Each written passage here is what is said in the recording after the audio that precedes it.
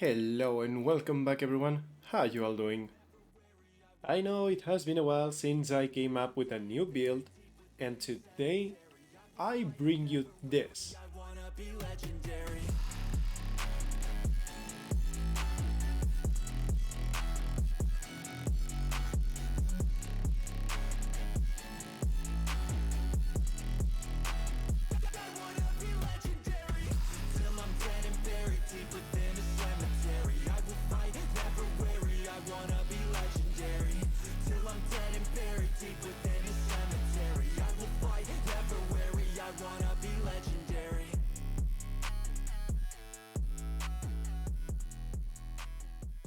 That's right guys, when is the last time that you saw a hybrid untamed build that uses dagger, warhorn, axe, dagger? I'm pretty sure you haven't seen it in a while if you ever seen it at all. We are going to start with the traits and the pets because they're pretty much gonna be the same for the two versions of the build. And just very quickly, the pets, in my opinion, the smoke scale, it's still mandatory. The raw utility from the smoke cloud right here, in order for you to get into stealth and all that stuff, it's just too good to pass on. Then the secondary pet, I highly recommend the shark. It is very good. The reason why I think it's very good and most untamed use it, it's simply because of this. You have a really powerful, long, super long range distance CC, and well, if this is a hybrid build and Ibolga is the strongest pet and Ibolga also has a really long CC, why not Ibolga? Take a look at the stats right here. Your Ibolga is most of the time going to die almost immediately just to piss.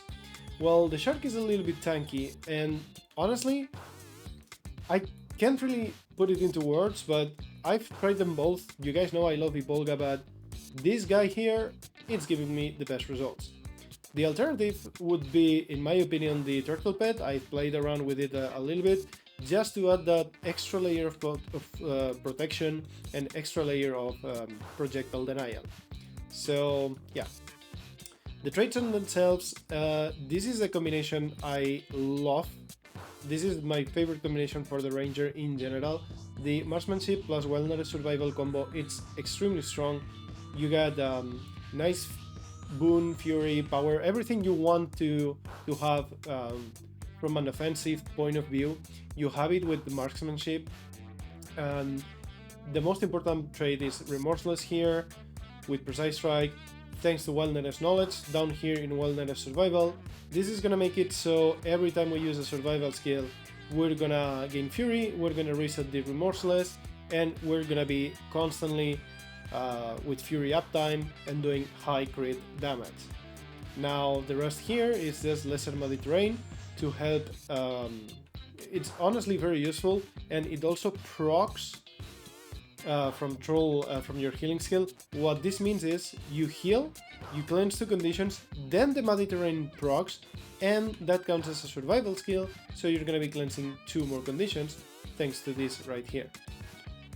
Ambidexterity, since we're gonna be running dagger, a combination in both hands anyways, this is gonna be a nice chunk of damage and CDR on those daggers.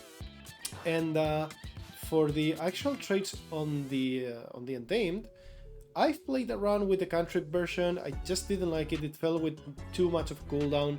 I don't really like cantrips, if I'm being honest, outside from the forest fortification, the ultimate.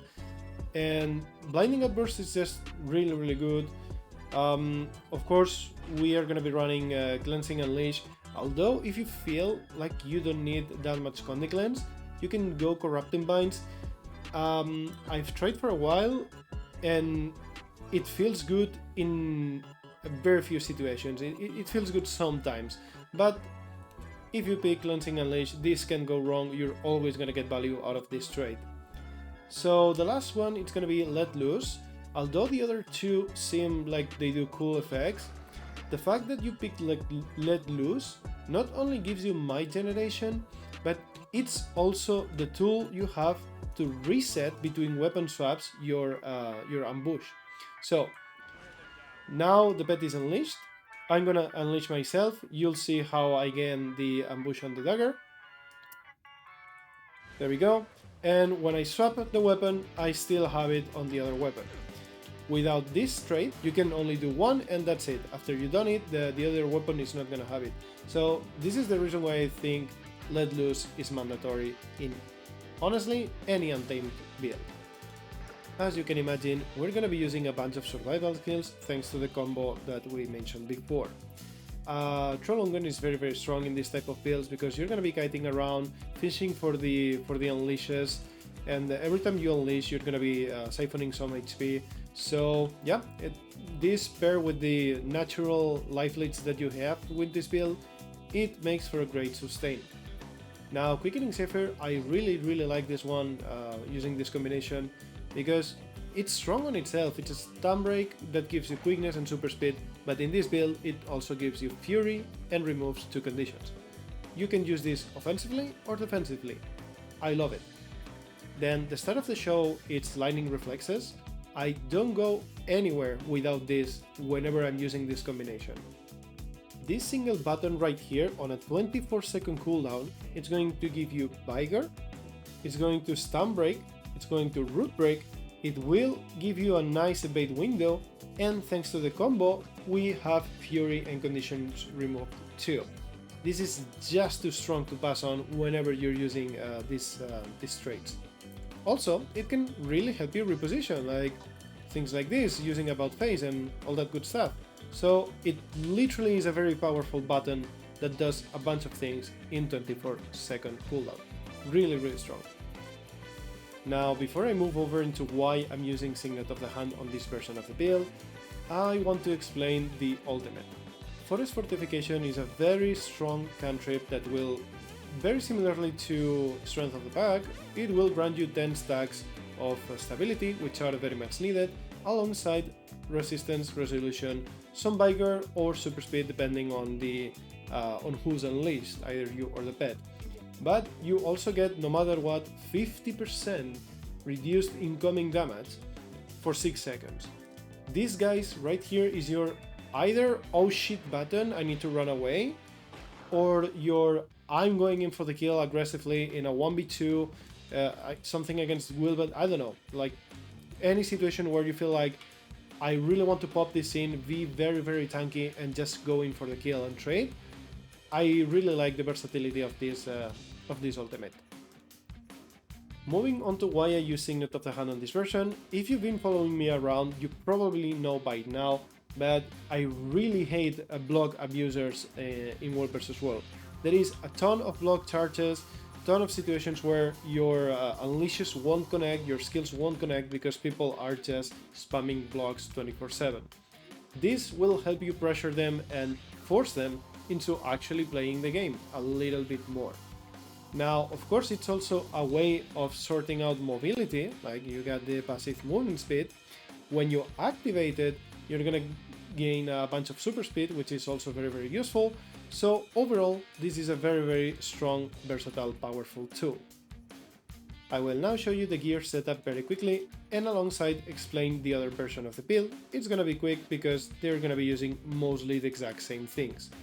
So we're gonna be running with Vipers on this section right here, and in the case of Signet of the Hand version, we're gonna be using Superior Rune of the Reaper.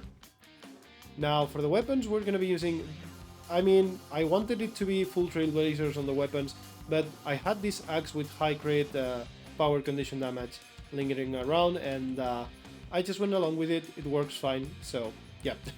Feel free to change it to another Trailblazer if you want to be a little bit more tanky. We're gonna also be using Trailblazer on the 2 talismans right here. I believe we're gonna be using a Marauder or Dragons on the 2 rings, and a combination of Diviner for the amulet and the backpack. Why this combination? Well, I really like to be around 15% beam duration, because in this build, as you know, we're gonna be spamming Fury, and it really feels like the 15 boon duration mark will help you a long way to sustain that Fury uptime. So that's personal preference, feel free to change it around. Also in this type of build, 22% Condi duration is more than enough. Important to note that the reason why we cap on 15% boon duration is thanks to this foot right here. Sorry, not foot, the enhancement.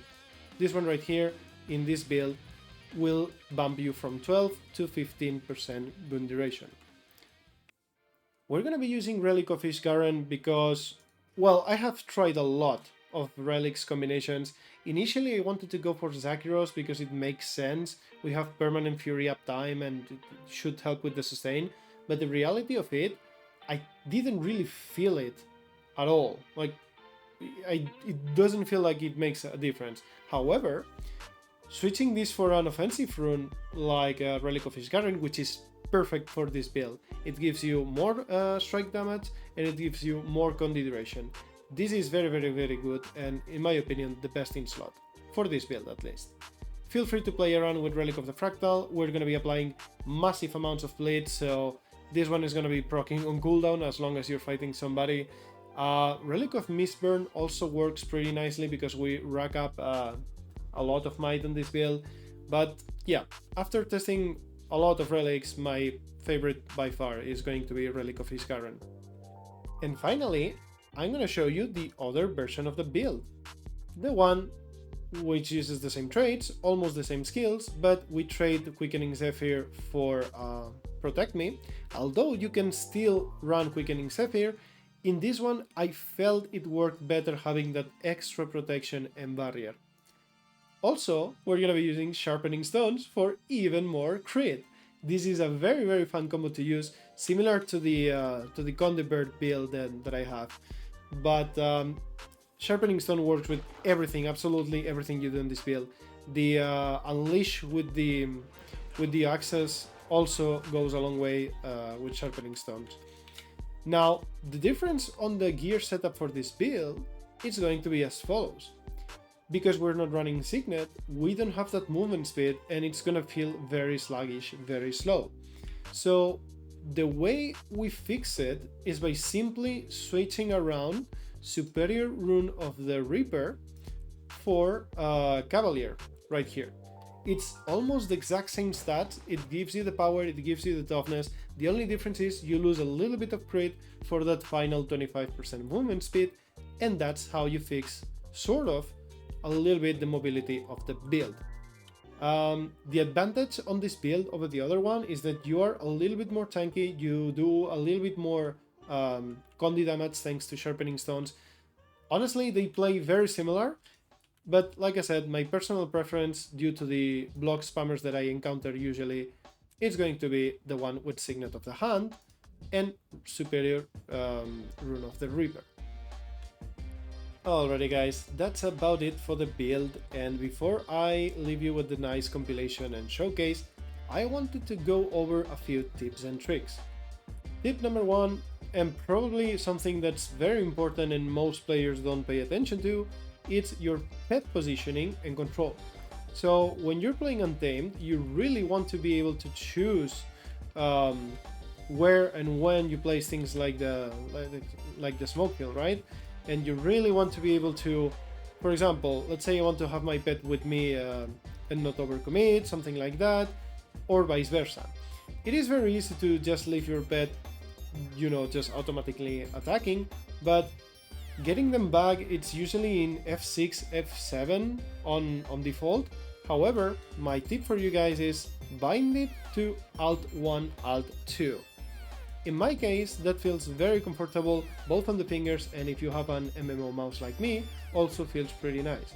So it's a quick and easy way as you're playing to just, you know, assign your pet to attack, now you're kiting and boop, you want it to come back and follow you around. Things like this. It might seem like a little thing, but the more you play Untamed, the more you realize that some matchups really require proper pet positioning, and in my opinion, this is a very easy way to get used to it. My tip number two is going to be actually related to how confusing it can get for the Untamed and its mechanics, especially when you're starting out. So what is Ambush, what is Unleash?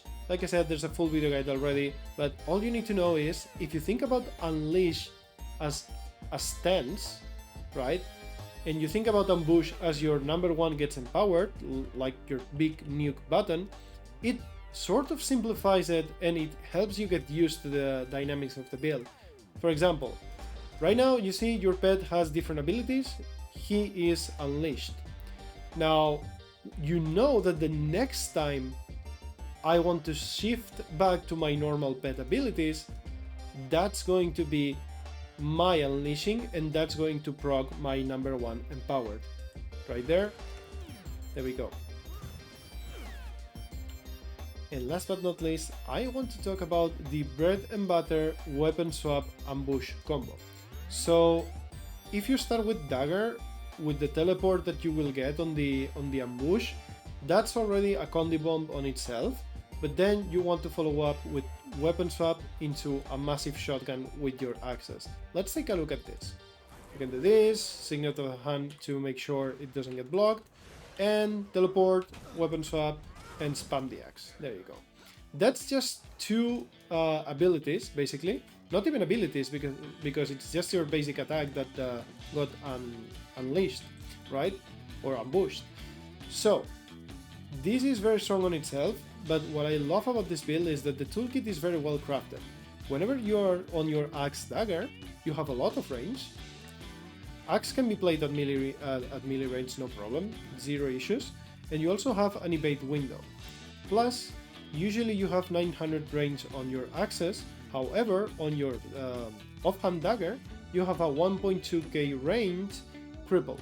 So that is very strong to kinda cripple guys that try to run away from you, so you can slow them, get a little bit closer, and then follow up with the chill right here, for example.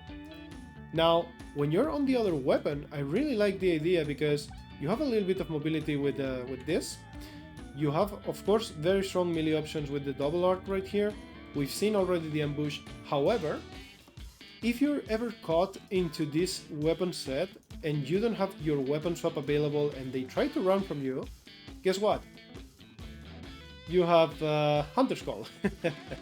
And of course, it pairs very well having your Warhorn Days alongside your melee option, because you know you're gonna be on top of their faces, especially after the ambush, so you can follow up with the 2-second days. So yeah, very well crafted, very well balanced kit. It will serve you very, very well. Now, it's just about getting used to the build, honestly. It's a build that requires for a little bit of kiting, a little bit of sort of planning. You don't want to just YOLO and spam all your buttons, and the more you play it, the more you get used to the matchups and the stronger it becomes. So be patient with it and have fun. Alrighty guys, now for real. I've been bluffing about for a while. Every time I talk about the Untamed, there's so many things to cover that I could spend an entire hour. So we're gonna cut it short here. Let me know in the comments if you have any other doubts. I will try my best to answer them. But for now, I'll leave you with the compilation, and I hope you like it. Cheers! The horizon pulls me closer, a whisper in the wind. The map is blank before me. Where do I begin? A fear of what's uncertain. The unknown feels like home. With every step I'm finding a place I've never known. Let's go where no one has ever been. A world unseen beneath our skin. Through endless skies, we'll break the chain. Uncharted lands will claim them all. Rise like tides and let it fall. Just in the sea. Come drift with me. Come drift with me.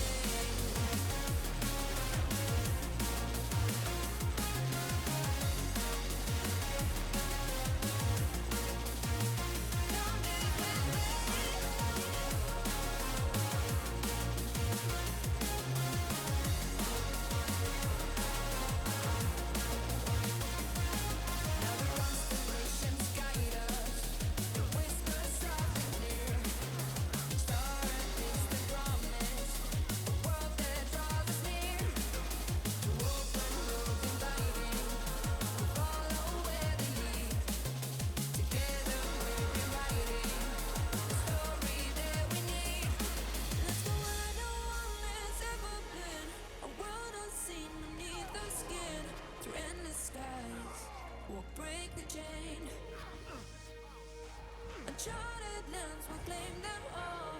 Rise like tides and let it fall. Just endless seas. Come drift with me.